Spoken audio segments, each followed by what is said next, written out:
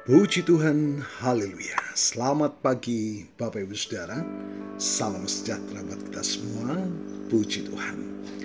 Senang sekali kita dapat berjumpa kembali di pagi hari ini. Setelah sepanjang malam kita boleh menikmati pemeliharaan Tuhan dalam peristirahatan kita. Dan kembali pagi ini kita dibangunkan dengan tubuh yang sehat walafiat. Amin. Terpujilah nama Tuhan. Walaupun mungkin ada di antara kita yang sedang menjalani perawatan kesehatan, baik di rumah ataupun di hospital, tetapi yakinlah kasih dan kuasanya yang tidak pernah berubah sedang memulihkan, menyembuhkan saudara. Amin. Dalam nama Tuhan Yesus. Puji Tuhan. Baik Bapak Ibu Saudara, mari kembali pagi hari ini kita mau datang kepada Tuhan untuk memberi makan jiwa kita, roh kita dengan makanan yang sesungguhnya, agar kita dimampukan menjalani sisa kehidupan ini senantiasa dalam perkenanan kepada Tuhan. Puji Tuhan. Bapak Ibu Saudara, mari kita akan menikmati berkat Tuhan melalui renungan firman Tuhan yang bertema iman seorang janda Sarfat. Bapak Ibu Saudara, kisah ini kita akan dapat baca di dalam 1 Raja-Raja pasal 17 mulai ayat yang ke-8 sampai yang ke-16. Perlu kita ketahui latar belakang kisah ini adalah Israel sedang dilanda kekeringan dan kelaparan hebat sebagai hukuman atas dosa Raja Ahab dan Izabel. Nah, sungai Kerit tempat Elia sebelumnya bersembunyi pun mengering. Allah mengutus Elia ke Sarfat, adalah wilayah Sidon, bukan daerah Israel, kepada seorang janda yang bahkan tidak punya nama. Sarfat adalah pusat penyembahan Baal, dewa hujan. Nah, Allah menunjukkan kedaulatannya. Mukjizat tidak hanya terjadi di Israel, tetapi juga di wilayah musuh. Dan itu datang bukan dari Baal, melainkan dari Allah. Puji Tuhan. Bapak Ibu Saudara, ketika Elia meminta air dan roti, janda itu jujur. Demi Tuhan Allahmu yang hidup, sesungguhnya tidak ada roti padaku, hanya segenggam tepung dalam tempayan dan sedikit minyak dalam buli-buli. Ayat 12 menuliskan demikian. Keterbatasan janda itu adalah kondisi ekstrim. Hanya cukup untuk satu kali makan terakhir bersama anaknya sebelum mati. Ini adalah titik nadir saat logika manusia berkata, ini akhir dari segalanya. Elia tidak terpengaruh oleh keterbatasan janda itu karena ia membawa firman Tuhan. Elia berkata, janganlah takut, pulanglah. Buatlah seperti yang kau katakan, tetapi buatlah lebih dahulu bagiku sepotong roti bundar kecil daripadanya. Dan bawalah kepadaku, kemudian barulah kau buat bagimu dan bagi anakmu. Ayat 13. Permintaan Elia adalah sebuah ujian iman yang radikal. Allah tidak meminta sisa, saudara, tetapi persembahan yang pertama atau first fruit dari yang terakhir. Ini adalah momen keputusan. Apakah ia akan percaya pada logika kelaparan segenggam tepung atau pada janji firman Allah yang disampaikan oleh Elia? Elia mengakhiri permintaannya dengan janji, sebab beginilah firman Tuhan Allah Israel. Tepung dalam tempayan itu tidak akan habis, dan minyak dalam buli-buli itu tidak akan berkurang sampai Tuhan menurunkan hujan ke atas muka bumi. Ayat yang ke-14. Iman sejati tidak berakar pada apa yang kita lihat seperti tempayan yang kosong, tetapi pada apa yang telah difirmankan oleh Allah. Janda ini meletakkan kebutuhan fisik dan masa depan anaknya di bawah otoritas firman Tuhan. Ketaatan menghasilkan mukjizat. Ayat 15, lalu pergilah perempuan itu dan berbuat seperti yang dikatakan Elia. Janda Sarfat tidak berdebat, tidak menunda, dan tidak mencoba untuk bernegosiasi dengan Elia. Ia menunjukkan ketaatan instan dan mutlak. Ia memilih untuk memberi dari kekurangannya, menabur benih iman di tanah yang paling tandus. Ayat yang ke-16, maka perempuan itu dan dia serta anak perempuan itu mendapat makan beberapa waktu lamanya.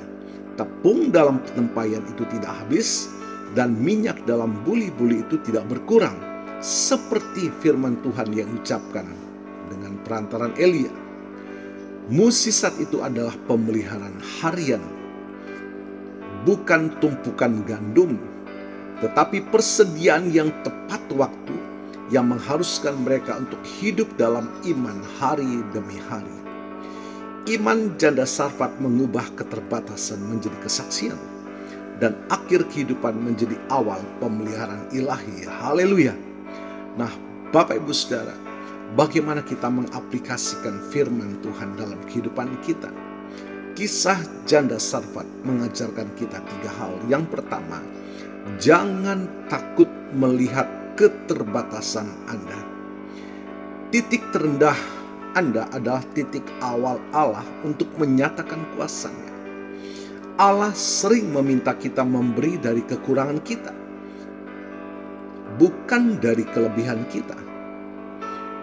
Iman adalah tindakan awal. Yang kedua, iman bukan hanya keyakinan mental, tetapi tindakan ketaatan yang nyata. Apa roti bundar kecil yang Allah minta Anda persembahkan hari ini? Apakah itu waktu? Apakah itu uang? Apakah itu talent Anda? Atau hal yang paling Anda takuti hilang? Yang ketiga, Tuhan adalah penyedia yang setia. Amin. Janji Allah menjamin kesinambungan dalam hidup kita. Jika kita taat, kita akan mengalami mukjizat pemeliharaan hari demi hari yang mengingatkan kita bahwa Dia adalah Allah pencipta langit dan bumi, Allah Jehovah Yireh, Allah yang menyediakan. Puji Tuhan.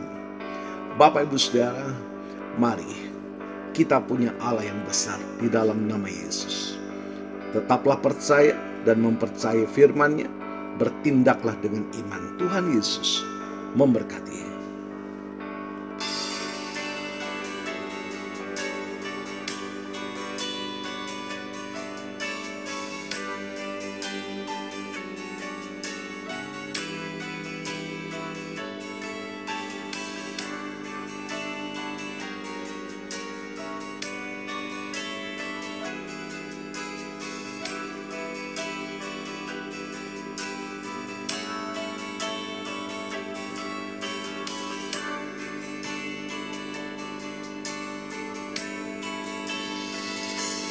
Ku hidup karena percaya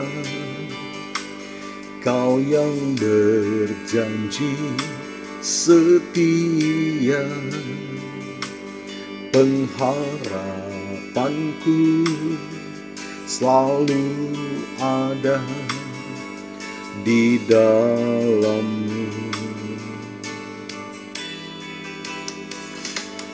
Ku tidak akan menyerah meski dalam kesesakan. Seluruh hidupku dalam genggaman-Mu. Mari katakan bersama dengan iman. Aku punya Tuhan yang besar, yang telah berjanji dan sanggup menggenapi. Imanku bersepakat percaya kuasa-Nya. Ku terima sekarang kemenangan dari-Mu.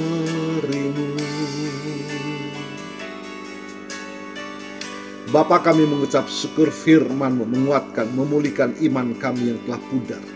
Dan kami percaya kuasa firman yang tidak pernah berubah tetap terjadi hari ini pun. Ketika kami menaruh iman kami, melakukan iman kami dengan tindakan sesuai dengan firman-Mu Tuhan, di sana kami akan melihat pertolongan Tuhan. Terima kasih Engkau memampukan kami menjalani hidup sepanjang hari ini di dalam pemeliharaan Tuhan. Diberkati kami semua sepanjang hari ini, dan hamba-Mu berdoa bagi Bapak Ibu Saudara yang berulang tahun hari ini, baik ulang tahun kelahiran maupun ulang tahun pernikahan dalam rumah tangga saudara. Kiranya anugerah, keberkatan, dan kasih setia Tuhan memberkati saudara, baik dalam kehidupan pribadi maupun dalam kehidupan berumah tangga saudara. Diberkatilah dalam nama Tuhan Yesus. Puji Tuhan. Mari kita berdoa, mohonkan berkat bagi kita semua. Tuhan memberkatimu dan melindungimu. Tuhan menyinari engkau dengan wajahnya dan memberikan engkau kasih karunia.